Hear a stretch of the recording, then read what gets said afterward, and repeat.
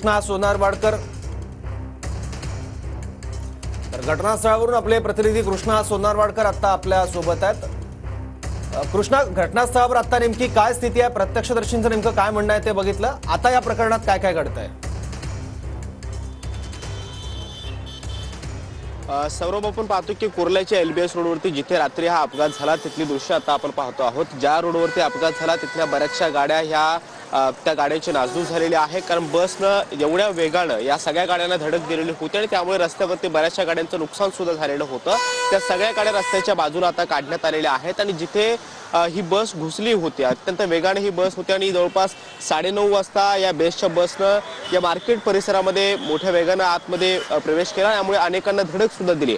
आतापर्यंत अधिकृत माहिती जी मिळालेली होती त्यानुसार 25 पेक्षा अधिक जण या दुर्घटनेमध्ये जखमी झालेले आहेत, तर 5 जणांचा मृत्यू झाल्याची अधिकृत माहिती दिलेली आहे। मात्र अजून सुद्धा या सगळ्या परिसरामध्ये लोकांनी गर्दी करायला सुरुवात केलेली आहे आणि त्यामुळे रॅपिड ॲक्शन फोर्स असतील, दंगल नियंत्रण पथक असतील, ते सुद्धा आता तैनात करण्यात आलेले आहेत।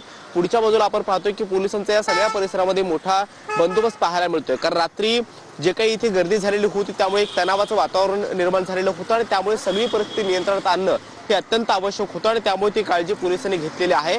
बऱ्याचशा गाड्यांचं नुकसान झालेलं आहे, त्या गाड्या या रस्त्याच्या मधोमध होत्या, त्या गाड्या सुद्धा आता बाजूला काढण्यात आलेल्या आहेत। पुढच्या बाजूला आपण पाहतो की जिथे वेगानं आल्यानंतर या सगळ्या गाड्यांना धडक देऊन बेसच्या बसनं जिथे हा प्रवेश केलेला होता त्या डॉक्टर बाबासाहेब आंबेडकर नगरची ही कमान आहे, इथे ही बस धडकलेली होती आणि इथे बराच वेळ ती बस उभी होती। आता आपण पाहतोय की इथं सगळं साहित्य जे अस्तव्यस्त पडलेलं आहे त्यावरून अंदाज येईल की किती मोठा हा अपघात होता, कारण जी CCTV समोर आलेले आहेत त्यामध्ये सुद्धा आपण बेसच्या बसचा वेग पाहतो आहोत। रिक्षा आहे त्या रिक्षाला सुद्धा धडक देऊन अत्यंत वेगानं जवळपास 500 मीटर अंतरापर्यंत या बेसनं फरफटत नेलेलं होतं, त्यामुळे लोकांना बऱ्याचशा धडक दिलेली होती आणि अत्यंत वाईट पद्धतीने हा अपघात झालेला होता। जी बर्वे मार्ग हा आहे आणि इथे हा अपघात झाल्यानंतर तातडीनं सगळ्या यंत्रणा कामाला लागलेल्या होत्या। स्थानिकांनी सुद्धा काही जखमींना रुग्णालयामध्ये दाखल करण्यासाठी मदत केलेली होती। मात्र अजून सुद्धा आपण पाहतो की प्रत्यक्षदर्शी जे आहेत, लोक आहेत, ते त्या सगळ्या परिसरामध्ये जमा होत आहेत आणि या सगळ्या परिसरामध्ये कुठेही तणावाचं वातावरण निर्माण होऊ नये यासाठी सुद्धा पोलीस प्रयत्न करतायत।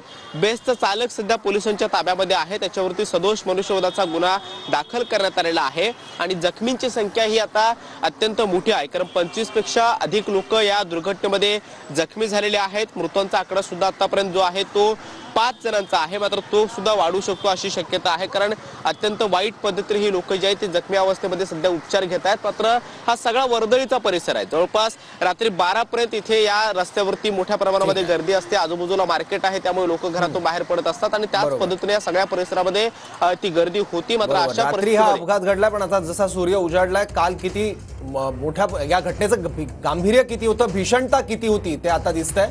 धन्यवाद कृष्णा या माहितीबद्दल।